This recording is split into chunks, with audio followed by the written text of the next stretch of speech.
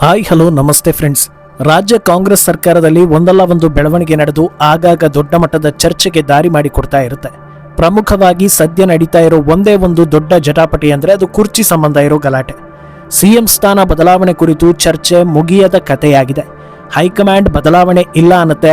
CM Siddaramaiah ಹಾಗೂ DCM DKShi ಇಬ್ರು high command ಹೇಳಿದ್ದೆ ಫೈನಲ್ ಅಂತ ಹೇಳ್ತಾ ಇದ್ದಾರೆ. ಆದರೆ ಉಳಿದ ನಾಯಕರು ಆಗಾಗ ನೀಡೋ ಹೇಳಿಕೆಗಳೇ ಸುದ್ದಿಯಾಗೋದು ಹಾಗೂ ಸದ್ದು ಮಾಡೋದು. ಸಿಎಂ ಬದಲಾವಣೆ ಆಗೋದಾದ್ರೆ ಮುಂದಿನ ಸಿಎಂ ಡಿಕೆ ಶಿವಕುಮಾರ್ ಇರ್ಬೋದು ಅನ್ನೋ ಸಹಜ ಊಹೆ ಜನರಲ್ಲಿ ಇದೆ. ಆದರೆ ಈಗ ನಡೆದಿರೋ ಎರಡು ಬೆಳವಣಿಗೆಗಳಲ್ಲಿ ಒಂದು ಡಿಕೆಗೆ ಪೂರಕವಾಗಿದ್ರೆ ಇನ್ನೊಂದು ಮಾರಕವಾದಂತಿದೆ. ಇದೆರಡರ ಬಗ್ಗೆಯೂ ಹೇಳ್ತೀನಿ. ಮೊದಲಿಗೆ ಖರ್ಗೆ ಸಿಎಂ ಆಗ್ಬೇಕು ಅನ್ನೋ ಕೂಗಿನ ಬಗ್ಗೆ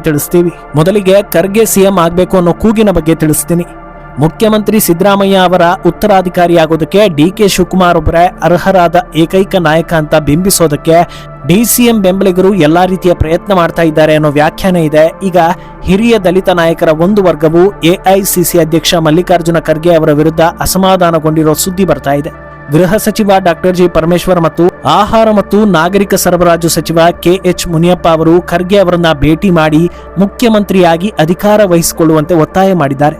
ಆದರೆ ಈ ನಿರ್ಧಾರವನ್ನ ಕಾಂಗ್ರೆಸ್ ಸಂಸದೀಯ ಪಕ್ಷದ ಮುಖ್ಯಸ್ಥೆ ಸೋನಿಯಾ ಗಾಂಧಿ ಮತ್ತು ಲೋಕಸಭೆಯಲ್ಲಿ ಎಲ್ಒಪಿ ರಾಹುಲ್ ಗಾಂಧಿ ತೆಗೆದುಕೊಳ್ಳಬೇಕು ಅನ್ನೋದು ವಾಸ್ತವ. ಖರ್ಗೆ ಅವರ ರಾಜ್ಯಸಭೆಯ ಅವಧಿ ಜೂನ್ನಲ್ಲಿ ಕೊನೆಗೊಳ್ತಾ ಇದೆ ಮತ್ತು ಪಕ್ಷ ಅವರನ್ನ ಮತ್ತೆ ನಾಮನಿರ್ದೇಶನ ಮಾಡಿದರೆ ಅವರು ರಾಷ್ಟ್ರ ರಾಜಕೀಯದಲ್ಲಿ ಮುಂದುವರಿತಾರೆ.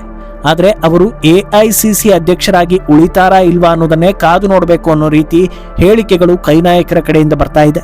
ಹಿರಿಯ ದಲಿತ ನಾಯಕರಾಗಿದ್ದ ದಾಮೋದರ್ ಸಂಜೀವಯ್ಯ ಅವರು ಎಐಸಿಸಿ ಅಧ್ಯಕ್ಷರಾಗಿ ಉಳಿದುಕೊಂಡು ಆಂಧ್ರ ಪ್ರದೇಶದ 2ನೇ ಮುಖ್ಯಮಂತ್ರಿಯಾದರು. ಈಗ ಖರ್ಗೆ ಅವರಿಗೆ ಆ ಸಾಧನೆ ಮಾಡೋದಕ್ಕೆ ಅವಕಾಶ ಇದೆ ಅಂತ ನಾಯಕರು ಖರ್ಗೆ ಅವರಿಗೆ ಸೂಚನೆ ನೀಡಿದ್ದಾರೆ ಎನ್ನಲಾಗಿದೆ. ಖರ್ಗೆ ಅವರನ್ನ ಮುಖ್ಯಮಂತ್ರಿಯಾಗಿ ಸ್ವಾಗತಿಸುತ್ತೇವೆ, ಇಲ್ಲದೇ ಇದ್ರೆ ಅವರು ಇತಿಹಾಸ ರಚಿಸಲು ದಲಿತ ವ್ಯಕ್ತಿಯನ್ನ ಉನ್ನತ ಹುದ್ದೆಗೆ ಪರಿಗಣಿಸಬೇಕು, ಇಲ್ಲದೇ ಇದ್ರೆ ಕಾಂಗ್ರೆಸ್ನ ಆಡಳಿತದ ಚುಕ್ಕಾಣಿ ಹಿಡಿದೇ ಇದ್ರೂ ಅವಕಾಶ ನೀಡಿದ್ದಕ್ಕಾಗಿ ಇತಿಹಾಸವು ಅವರನ್ನ ಶಪಿಸುತ್ತೆ ಅಂತ ಹಿರಿಯ ನಾಯಕರೊಬ್ಬರು ಹೇಳಿದ್ದಾರಂತೆ. ಇನ್ನೊಂದೆಡೆ ಹುಬ್ಬಳ್ಳಿ ಧಾರವಾಡ ಪೂರ್ವ ಶಾಸಕ ಅಭಯ ಪ್ರಸಾದ್ ಮತ್ತು ಬಂಗಾರಪೇಟೆ ಶಾಸಕ ಎಸ್ಎನ್ ನಾರಾಯಣಸ್ವಾಮಿ ಸೇರಿದಂತೆ ದಲಿತ ಶಾಸಕರು ಕೆಪಿಸಿಸಿ ಅಧ್ಯಕ್ಷರಾಗಿ 8 ವರ್ಷಗಳ ಕಾಲ ಪಕ್ಷ ಸಂಘಟನೆಗೆ ಕೊಡುಗೆ ನೀಡಿದ್ರಿಂದ ಪರಮೇಶ್ವರ್ ಅವರೇ ಮುಖ್ಯಮಂತ್ರಿ ಆಗಬೇಕು, ಸ್ವತಃ ದಲಿತ ನಾಯಕರಾಗಿರೋ ಪರಮೇಶ್ವರ್ ಅವರಿಗೆ ಮುಖ್ಯಮಂತ್ರಿ ಆಗೋ ಸಾಮರ್ಥ್ಯವನ್ನ ಯಾರೂ ಪ್ರಶ್ನಿಸೋ ಹಾಗಿಲ್ಲ ಅಂತ ಹೇಳಿದ್ದಾರೆ. ಅಲ್ಲಿಗೆ ಕುರ್ಚಿ ಸಂಬಂಧ ಜಟಾಪಟಿ ನಡೆದ್ರೆ ಅದು ಇಬ್ಬರ ನಡುವೆ ನಡೆದು ಮುಗಿಯೋದಿಲ್ಲ. ಇನ್ನೊಂದು ದಿಕ್ಕಲ್ಲಿ ಖರ್ಗೆ ಅಥವಾ ದಲಿತ ಅಸ್ತ್ರ ಅನ್ನೋ ಚರ್ಚೆಗೂ ಕೂಡ ದಾರಿ ಮಾಡಿಕೊಟ್ಟಿದೆ. ಆದರೆ ಈ ಬೆಳವಣಿಗೆ ನಡೆಯೋದಕ್ಕೂ ಮುನ್ನ ಇನ್ನೊಂದು ಬೆಳವಣಿಗೆ ನಡೆದಿತ್ತು. ಅದು ಡಿಕೆ ಪರವಾಗಿ ನಾಯಕರ ಹೇಳಿಕೆ. ಕಾಂಗ್ರೆಸ್ ಪಕ್ಷದ ಭವಿಷ್ಯ ನಿಮ್ಮ ಕೈಯಲ್ಲಿದೆ. ಈ ಕಾರಣಕ್ಕಾಗಿ ರಾಜ್ಯದಲ್ಲಿ ಕಾಂಗ್ರೆಸ್ ಪಕ್ಷದ ಭವಿಷ್ಯ ಮತ್ತು ಕಾರ್ಯಕರ್ತರ ಉಳಿವಿಗಾಗಿ ನೀವು ತಕ್ಷಣ ಡಿಕೆ ಶಿವಕುಮಾರ್ ಅವರನ್ನ ಮುಖ್ಯಮಂತ್ರಿಯನ್ನಾಗಿ ಮಾಡಬೇಕು ಅಂತ ಮೈಸೂರು ಜಿಲ್ಲಾ ಪಕ್ಷದ ಸಮಿತಿಯಲ್ಲಿರುವ ಕಾಂಗ್ರೆಸ್ ಕಾರ್ಯಕರ್ತರೊಬ್ಬರು ಎಐಸಿಸಿ ಅಧ್ಯಕ್ಷ ಮಲ್ಲಿಕಾರ್ಜುನ ಖರ್ಗೆಗೆ ಪತ್ರ ಬರೆದಿದ್ರು. ಡಿಕೆ ಶಿವಕುಮಾರ್ ಕಾಂಗ್ರೆಸ್ ಪಕ್ಷದ ಉಳಿವಿಗಾಗಿ ಮಾಡಿರೋ ತ್ಯಾಗ ಕೊಡುಗೆಯನ್ನ ಪರಿಗಣಿಸಿ ತಕ್ಷಣವೇ ಅವರನ್ನ ಮುಖ್ಯಮಂತ್ರಿ ಮಾಡಬೇಕು ಅಂತ ಕಾರ್ಯಕರ್ತ ಕೆಪಿ ಭಾಗ್ಯರಾಜ್ ಒತ್ತಾಯಿಸಿದ್ರು. ಇತರ ರಾಜ್ಯಗಳಲ್ಲಿ ರಾಜಕೀಯ ಅಸ್ಥಿರತೆಯ ಸಮಯದಲ್ಲಿ ಕಾಂಗ್ರೆಸ್ ಸರ್ಕಾರಗಳನ್ನು ರಕ್ಷಿಸುವಲ್ಲಿ ಶಿವಕುಮಾರ್ ಅವರು ನಿರ್ಣಾಯಕ ಪಾತ್ರವನ್ನ ವಹಿಸಿದ್ದಾರೆ ಅಂತ ಆ ಪತ್ರದಲ್ಲಿ ಉಲ್ಲೇಖಿಸಲಾಗಿತ್ತು.